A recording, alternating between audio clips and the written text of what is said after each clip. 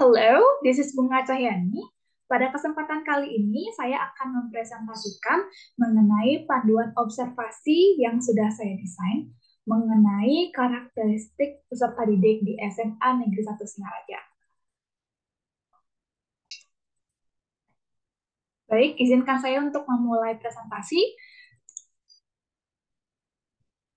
Ada 7 aspek yang akan saya amati pada saat melaksanakan observasi. Aspek yang pertama adalah dari fisiologi, kemudian kognitif, yang ketiga ada emosi, yang keempat psikososial, yang kelima terdapat moral, dan yang keenam adalah bahasa, dan yang terakhir yakni gaya belajar dari siswa di SMA Negeri 1 Singaraja.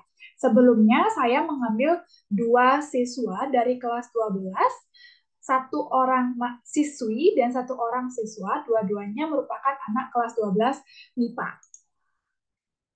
Yang pertama adalah aspek fisiologis. Pada aspek fisiologis saya memfokuskan pada tinggi badan, suara, dan fungsi anggota tubuh yang dimiliki siswa dalam menunjang pembelajaran di kelas.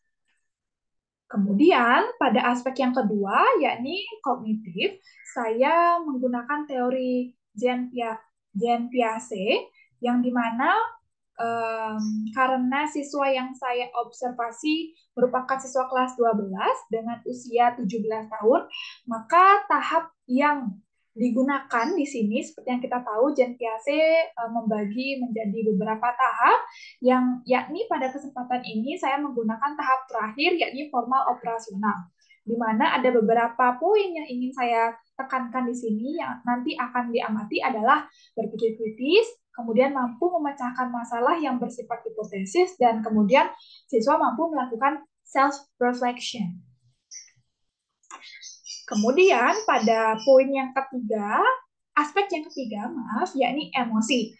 Jadi pada di emosi ini saya menggunakan teori Howard Gardner, yang dimana ada beberapa poin mengenai bagaimana kecerdasan emosi dari masing-masing anak. Yang pertama adalah kesadaran diri, manajemen pribadi anak itu, kemudian kesadaran sosial, kemudian yang keempat ada kemampuan bersosialisasi, dan empati antara satu dengan yang lainnya, maksudnya empati dengan teman-temannya gitu. Kemudian untuk aspek yang keempat yakni psikososial, saya menggunakan teori Erik Erikson, dan di mana pada pengamatan ini saya menggunakan tahap identity versus role confusion. Seperti yang kita ketahui, Erikson membagi beberapa tahapan, membagi menjadi beberapa tahapan, yang dimana pada pengamatan ini tentu saja termasuk pada identity versus role confusion, karena usia peserta didik itu merupakan anak sekolah menengah atas, yakni 17 tahun. Saya memfokuskan pada 2 poin. Yang pertama, pencarian identitas diri, kemudian logis dalam bertindak dan berpikir.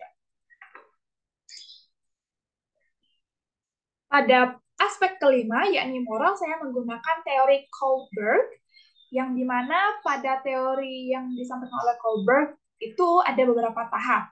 Nah, di sini saya menggunakan tahap penalaran konvensional sesuai dengan usia siswa itu sendiri.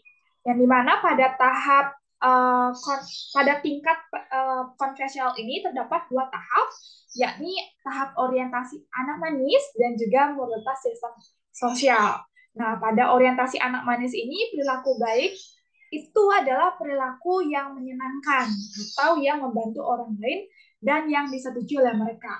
Kemudian yang kedua adalah poin moralitas sistem sosial, di mana anak itu lebih patuh pada otoritas atau peraturan, atau dia melihat tata aturan sosial yang ada di sekitarnya.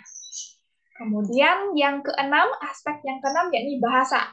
Saya kembali menggunakan teori Jean Piaget, yang dimana membagi tahap perkembangan bahasa menjadi beberapa bagian. Namun di sini saya lebih memfokuskan pada bagaimana bahasa itu berkembang dari strukturnya, yang dimana pertama semantik, kemudian fonologi, berkembang jadi morfologi, sintaksis, dan yang terakhir pragmatik. Kemudian yang terakhir, aspek yang terakhir yakni gaya belajar. Di gaya belajar saya menggunakan teori Gartner lagi yang dimana beliau mengemukakan terkait suatu teori tentang gaya belajar, yakni Mathematics Learning Styles Inventory yang berdasarkan pemikiran, yakni kecerdasan majemuk. Jadi setiap siswa memiliki beberapa kecerdasan yang sebenarnya mereka miliki. Nah, dari teori ini terdapat beberapa gaya belajar. Yang pertama visual, aural, verbal, physical, logical, social, dan solitary. Jadi itulah 7 aspek yang nantinya akan saya amati pada 2 orang siswa yang menjadi subjek pengamatan. Berikut merupakan contoh panduan observasi yang saya susun.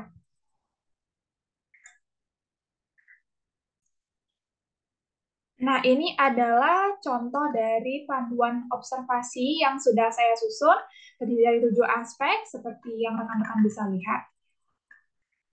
Baik, jika memiliki pertanyaan, saya mohonkan untuk ditulis di dalam kolom komentar ini. Baik, demikian presentasi dari saya, dan saya ucapkan terima kasih. Dan sampai jumpa.